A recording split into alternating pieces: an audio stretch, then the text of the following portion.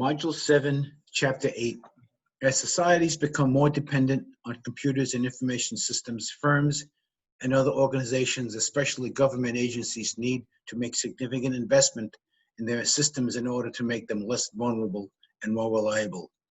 The threats are real, but the solutions to date have only been partial at best, and at worst, not up to the task of providing internet security for individuals and business firms.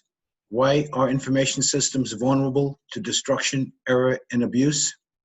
As firms become more technologically oriented, they must become more aware of security and control issues surrounding their information systems and protect the resources more stringently than ever before. It's that simple.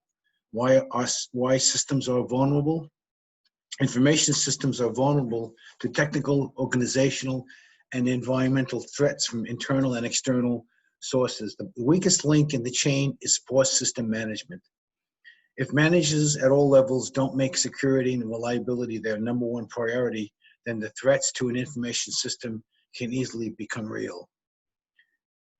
Businesses that partner with outside companies are more vulnerable because at least some data may be less controlled. Partnering companies may not protect information as stringently. Hardware and software safeguards may not be as important to outsiders. Employees of the partnering firm may not view security as diligently as the primary business. In today's business environment, it's not enough to protect hardware and software physically located within an organization. Mobile computing devices such as smartphones, cell phones, netbooks, laptops add to the vulnerability of information systems by creating new points of entry into the systems. There are more than 1 million apps for Apple mobile computing devices and 800,000 apps for Droid-based devices, even though most of these small software programs are well constructed and could potentially threaten corporate networks. I want to pivot to wireless security challenges now. It's a difficult balancing act when it comes to making wireless systems easy to access and yet difficult to penetrate. Internet cafes, airports, hotels, and other hotspot access points need to make it easy for users to use Wi-Fi systems, generally by providing encryption-free, no-password connections. This allows hackers to access unsuspecting users' systems and steal data or use the entry point as a way to spread malicious programs. The hackers can use war driving techniques to gain access to wireless networks, not only in hotels and airports, but private businesses and government centers. Wireless networks are vulnerable in the following ways. Radio frequency bands are easy to scan. Signals are spread over a wide range of frequencies. Service set identifiers, or SIDs, are broadcast multiple times and are easily picked up.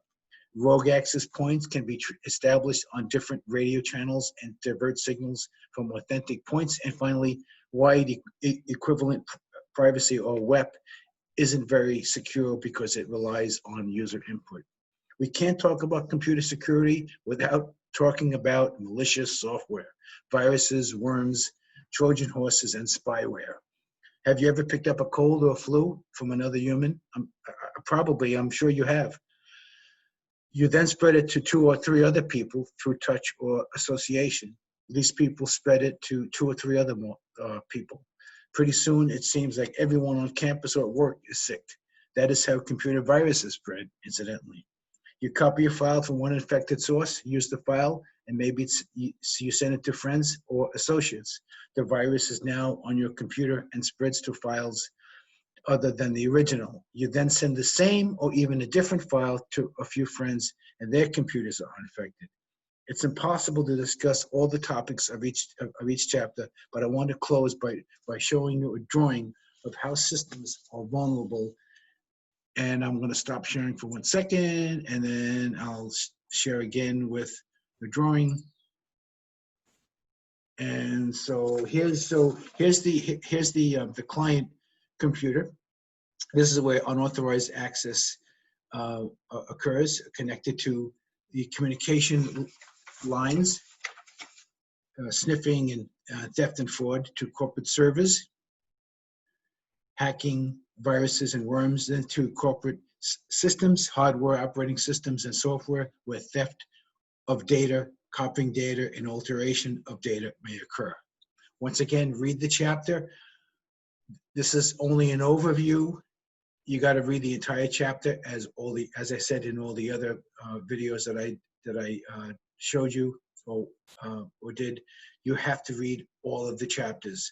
Once again, I want to emphasize that if you need to talk to me, email me, and if you want to speak to me, email me first to set up a date and a time. Thank you for watching, and have a great day.